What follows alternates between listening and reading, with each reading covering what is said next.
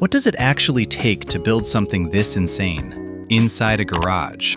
Not just putting parts together, but creating something that needs to be precise, balanced, and actually work the way it's supposed to.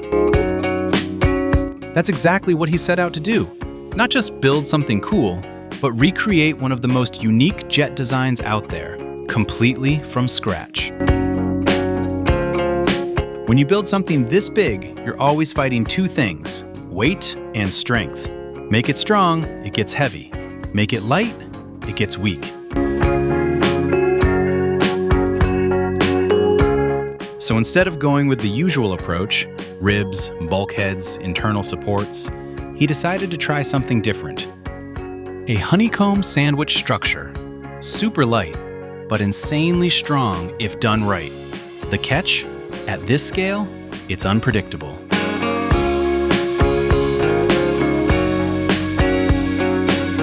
If it works, the whole structure becomes solid without needing anything inside. If it doesn't, the entire build could fail.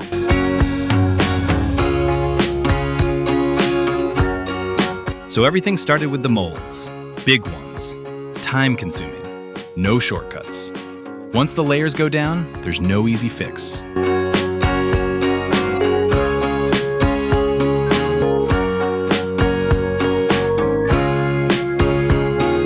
First layer, outer skin. Then the honeycomb core, carefully placed and aligned. Then everything gets sealed under vacuum. And finally, the inner layer goes on to lock everything together.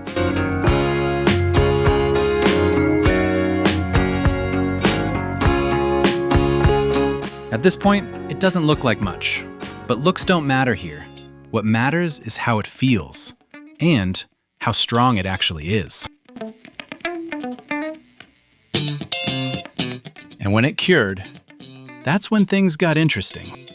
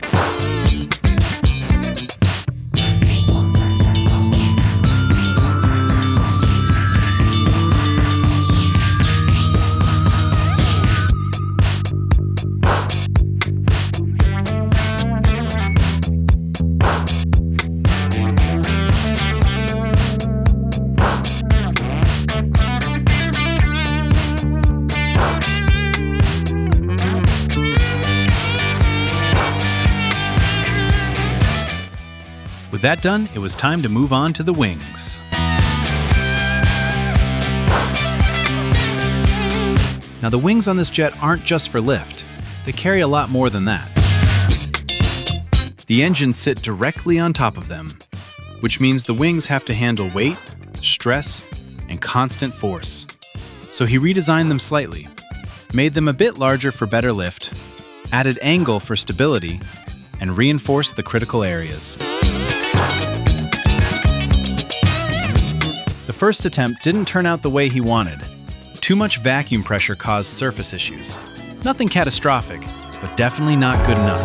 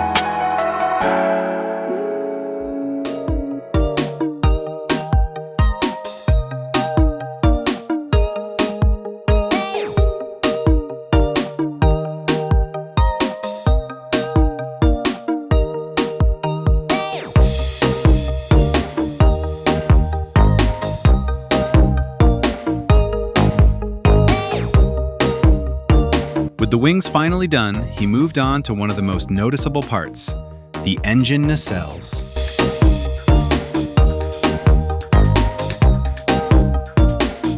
So just like before, carbon layers, honeycomb core, careful shaping, everything had to match perfectly.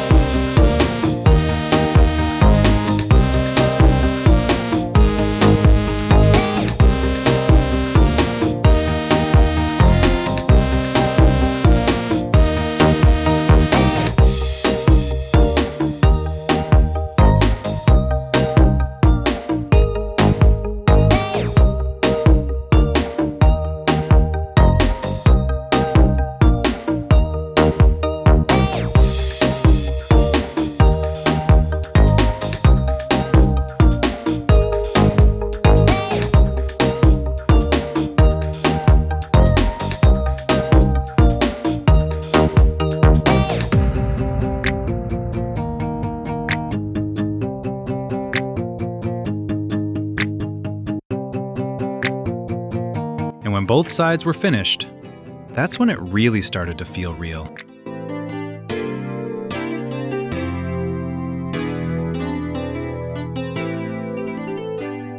Assembly started.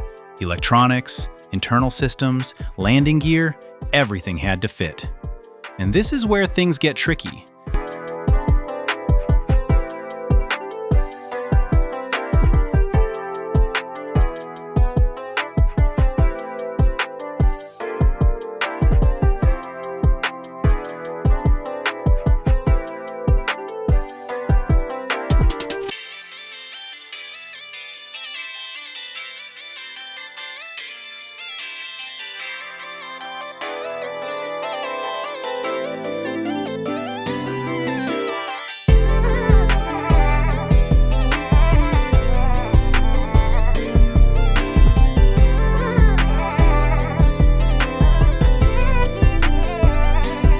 Landing system installed, controls connected, everything aligned and working together.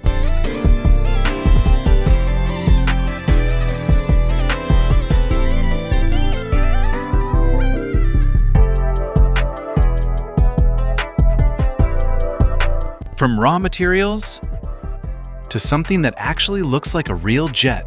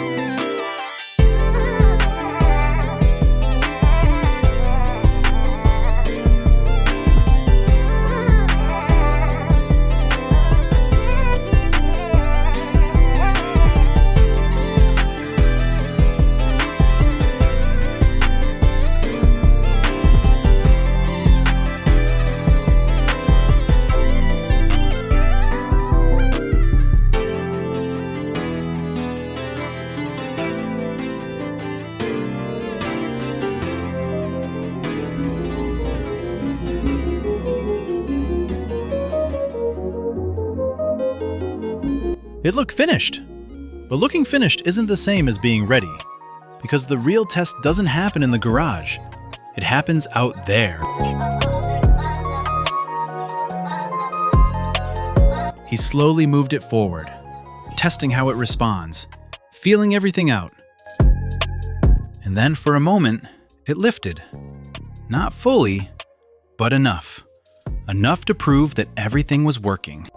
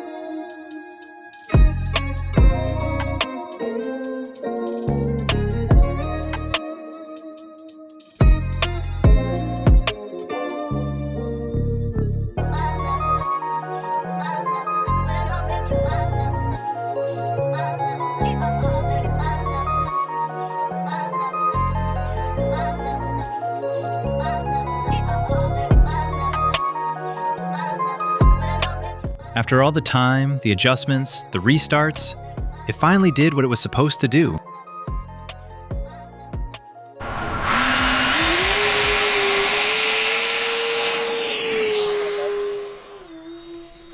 It was smooth, stable, controlled.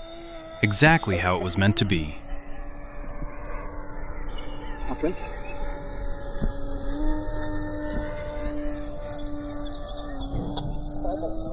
Because in the end, this wasn't just about building something that looks good.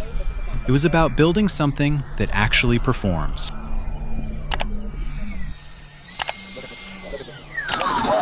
Oh my God, this is nice. Wow.